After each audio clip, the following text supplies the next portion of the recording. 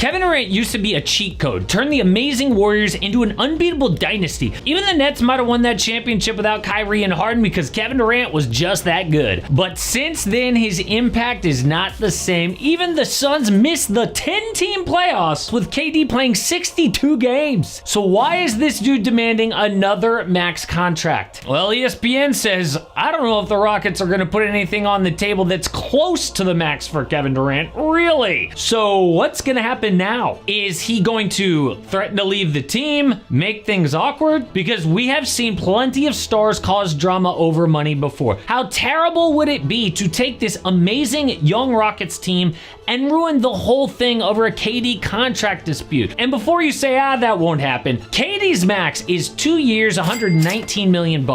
Because he's over 38 years old at the end of the contract, the longest he can extend for is 2 seasons. The Rockets, though, have a habit of playing hardball with their players, but the risk here is pissing dude off. I mean, everybody assumed that whoever won the KD trade would have to extend him, and that includes KD himself, but the Rockets have no plans to give in to his demands. Now, in the past, we've seen a guy like Jimmy Butler show up to training camp and make things uncomfortable.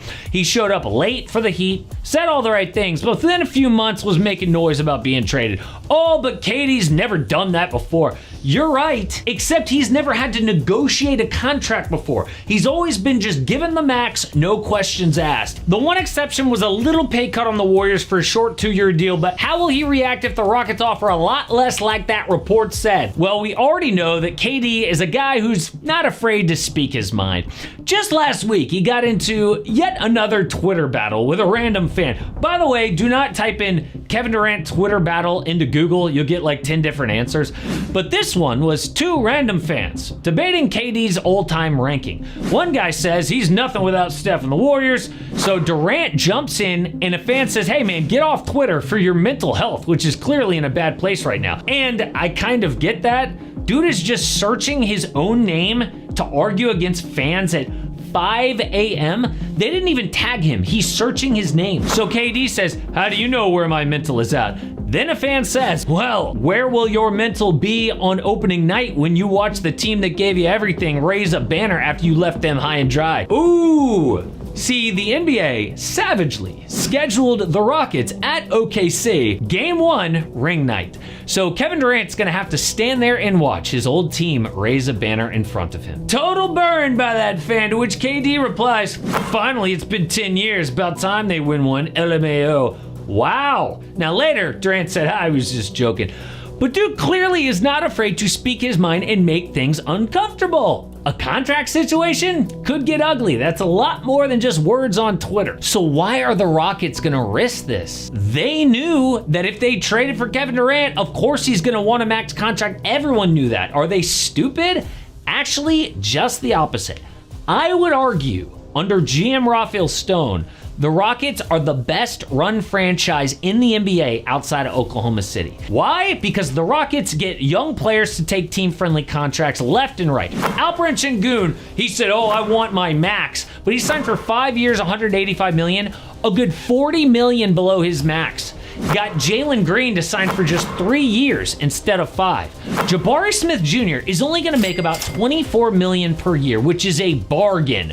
In these days of all these young players overrating themselves, somehow the Rockets are able to squash that. Veteran players buy in too. Fred VanVleet just restructured his contract to give Houston more flexibility.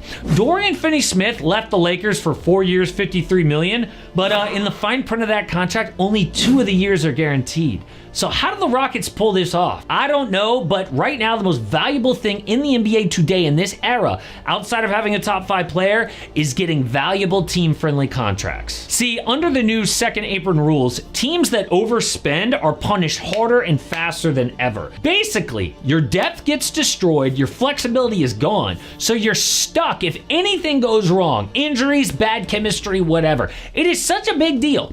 Teams like Boston are willing to take apart their roster just to get under the second apron, which means teams aren't just collecting stars anymore. They have to have smart front offices that collect value, which Houston does better than anyone. A bad contract hurts more than ever? Yeah, well, the Rockets are not about to let a 38-year-old Kevin Durant make $60+ million on their team.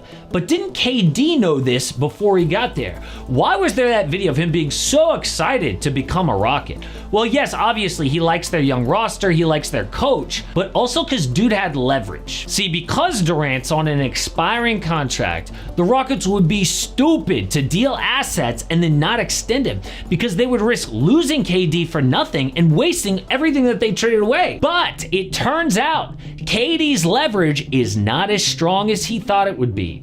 The first reason is what the Rockets had to trade to begin with. Out was Jalen Green, Dillon Brooks, that number 10 pick, and seconds. In Kevin Durant and Clint Capella. Jalen Green, the most valuable thing in this trade, was really a number 2 overall pick who never lived up to expectations. Dillon Brooks was definitely good for defense and toughness, but the number 10 pick, I mean, the Rockets didn't even have time for the number 3 pick last year, Reed Shepherd. What were they gonna do with number 10? So they didn't give up all that much.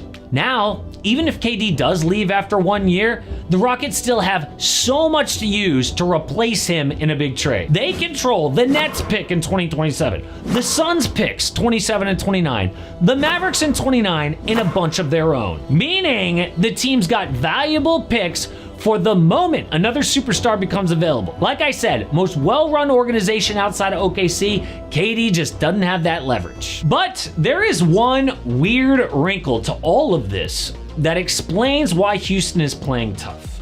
They've got their sights set on 2027, and you can tell by looking at their salary books. It turns out the Rockets only have 5 guaranteed contracts on their books for that summer. They plan to use that money on a superstar free agent that summer, or pay Amen Thompson what he's worth if he continues to be elite. I mean, look at Jabari Smith Jr.'s contract.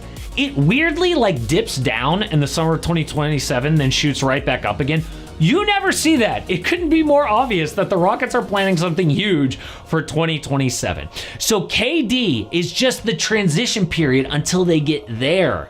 Maybe they can do something nice in between now and 2027, but he is not their final piece. I think the Rockets' backup plan as of now is to go into this year without that new KD contract, blow him away with a deep playoff run, proving those online haters wrong. He can win a title without Golden State. But on every team that Durant's ever gone to, he has been the man. But on Houston, he's just part of the story. He's not the final piece. So if dude wants to get paid like that, he is about to get a big wake-up call about how much his value has actually changed in the NBA. How will he respond? But a guy who is on the rise is Victor Wembanyama. Wemby is about to do something we have never seen in the NBA before for year 3.